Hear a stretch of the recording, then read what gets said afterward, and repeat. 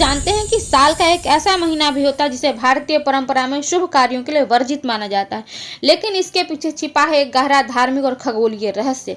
खरमास को हिंदू कैलेंडर में वह समय माना जाता है जब सूर्य देव गुरु यानी धनु राशि और शनि यानी मकर राशि में प्रवेश करते हैं। यह लगभग 30 दिनों का समय होता है और हर साल दिसंबर या जनवरी के आसपास आता है। इस समय को शुभ कार्यों के लिए वर्जित माना जाता है, जिससे विवाह, गृह प्रवेश या मुंडन संस्कार। खरमास का नामकरण क्यों पड़ा? खर का मतलब होता है गधा, जो भारतीय संस्कृति में आलस्य और धीमेपन का प्रतीक है। यह नाम सूर्य के धीमी गति से धनु और मकर राशि में गोचर के कारण पड़ा, जिसे शुभ ऊर्जा का अभाव माना गया। खरमास के धार्मिक कारण: सूर्य की धीमी ऊर्जा। सूर्य देव को भारतीय संस्कृति में ऊर्जा और तेज का प्रतीक माना गया है। जब सूर्य धनु और मकर राशि में होते हैं तो उनकी ऊर्जा कमजोर मानी जाती है, इसे अशुभ समझा गया है। पौराणिक कथा क्या है? खरमास के पीछे एक कथा है कि सूर्य देव को 2 खरों ने इस समय अपने पीठ पर बैठा लिया था। इस दौरान पृथ्वी पर शुभता और ऊर्जा का प्रवाह कम हो गया, इसलिए इसे शुभ कार्यों के लिए वर्जित माना गया। मान्यता है कि इस समय देवता ब्रह्मांडीय ऊर्जा को पुनः प्राप्त करने के लिए तपस्या करते हैं, इस कारण शुभ कार्यों की ऊर्जा कम हो जाती है। खरमास का वैज्ञानिक पक्ष: सूर्य का परिवर्तन। जब सूर्य धनु और मकर राशि में गोचर करते हैं तो पृथ्वी की स्थिति और सूर्य की किरणों का प्रभाव बदलता है। यह समय सर्दियों के चरम का होता है, जब मौसम में ठंड और आलस्य बढ़ जाता है।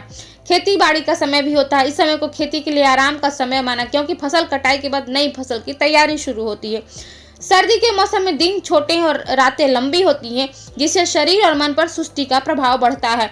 खरमास के दौरान की जाने वाली गतिविधियां: खरमास केवल निषेध का समय नहीं, बल्कि आत्मशुद्धि और आध्यात्मिक उन्नति का अवसर है।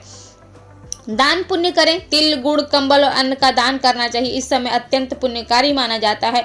प्रतिदिन सुबह सूर्य को अर्घ्य दें और गायत्री मंत्र का जाप करें। इस समय भगवत गीता का पाठ, हनुमान चालीसा और विष्णु सहस्त्रनाम का पाठ करना शुभ होता है। खरमास के दौरान क्या न करें? शुभ कार्य, विवाह, गृह प्रवेश तथा अन्य मांगलिक कार्य वर्जित हैं। इस समय में अपव्यय और अनावश्यक यात्राओं से बचना चाहिए।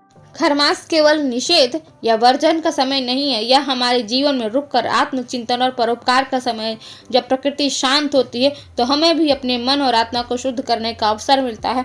तो इस समय का सदुपयोग कीजिए धार्मिक पूजा में, पाठ में, भजन कीर्तन में, दान में, पुण्य में, किसी के सहयोग में, अपने आप को शुद्ध करने के लिए, आत्मा को शुद्ध करने के लिए, अपने कर्म को शुद्ध करने के लिए। तो आइए इस खरमास भगवत भक्ति में अपने आप को लीन करें, स्वयं को शुद्ध बनाएं।